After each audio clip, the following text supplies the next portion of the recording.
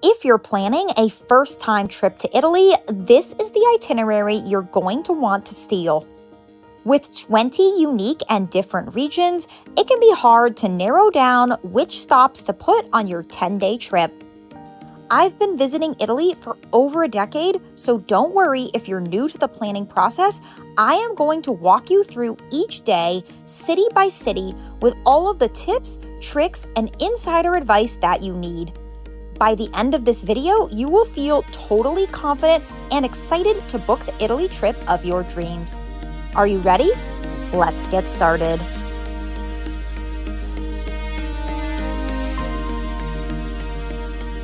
Your Italian adventure begins in Rome, the Eternal City. Now, when most people think of Italy, their minds immediately wander to Rome, and it's easy to see why. When you arrive at Fiumicino Airport, take the express train, the airport shuttle, or a taxi to the city center. On your first day in Italy, keep it light and relaxed. Now, if you're like me, you're going to be tired from the long flight. I recommend just getting a lay of the land and soaking in the charm of the city at your own pace. Start off by taking a leisurely stroll to see the Spanish Steps and enjoy the energy of this iconic spot. Next, head just a few minutes walk away and throw a coin in the Trevi Fountain to ensure that you will return to Rome. For dinner, cross the River Tiber and explore Trastevere, one of the most charming neighborhoods in Rome. Wander the cobblestone streets and enjoy dinner at a local trattoria. This is a great way to ease into your Roman adventure. You are going to begin day 2 in Italy by exploring the Colosseum. Now, I highly recommend booking online in advance in order to skip the lines.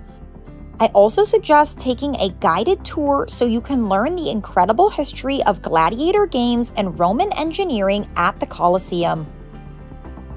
After you are done, head right next door to the Colosseum and explore the impressive Roman Forum.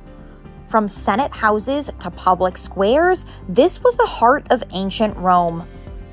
Walk among the ruins and then climb Palatine Hill for breathtaking views of the Forum and the city. Now, keep in mind, every Colosseum ticket also includes entrance to the Roman Forum and Palatine Hill, so make sure to get your money's worth. After you're done exploring this impressive complex, walk a short 10-minute walk, which will bring you to the impressive Altar of the Fatherland. Take in the views here and then continue walking until you get to your next stop, which is the Pantheon. The Pantheon is one of the best preserved buildings of ancient Rome. Marvel at its massive dome and learn about its transformation from a pagan temple to a church. Just a short 4-minute walk from the Pantheon is Piazza Navona, a vibrant square with stunning fountains, street performers, and cafes. End day 2 with dinner in the Central Historical District.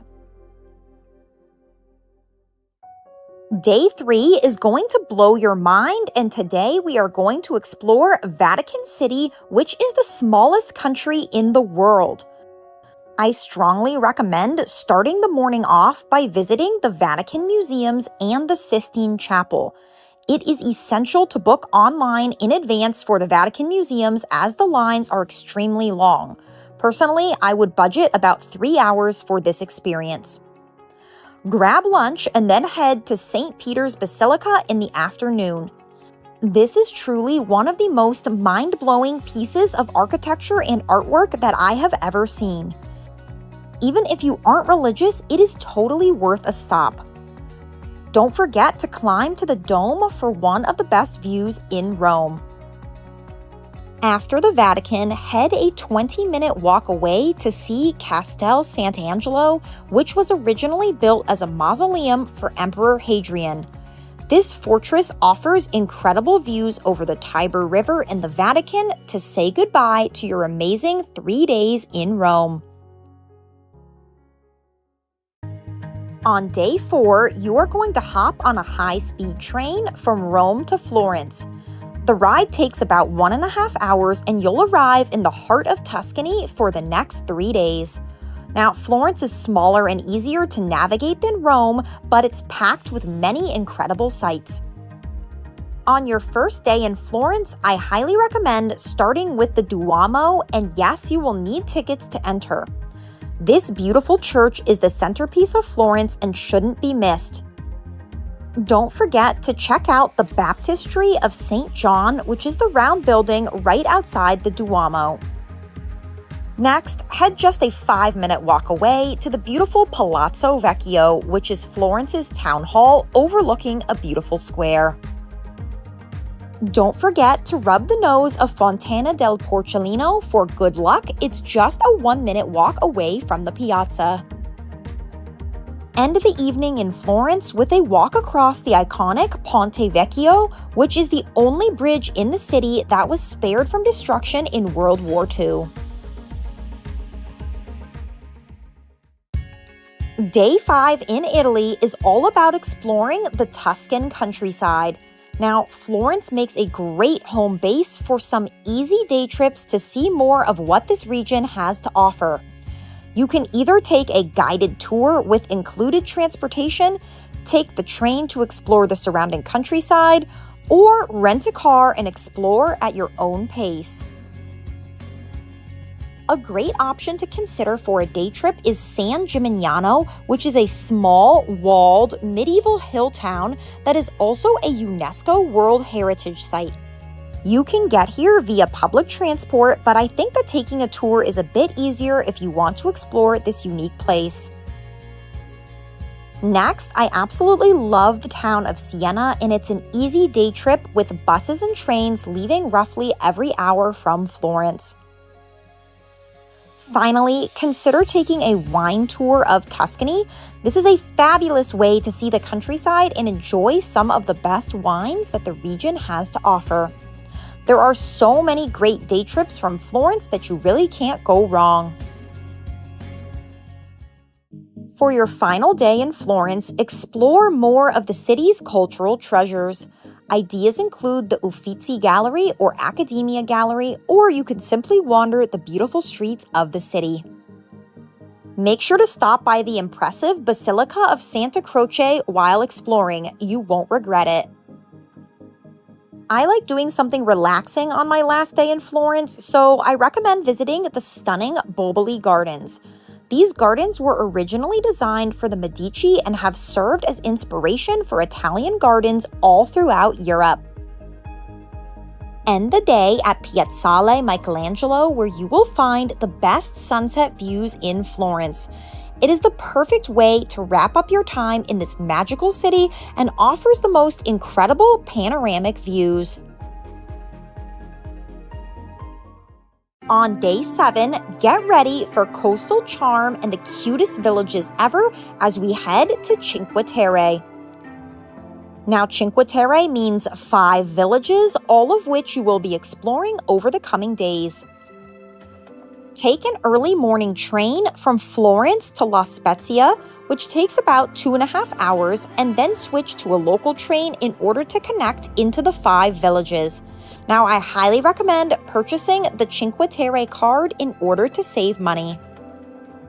For your first day in Cinque Terre, I highly recommend getting a lay of the land.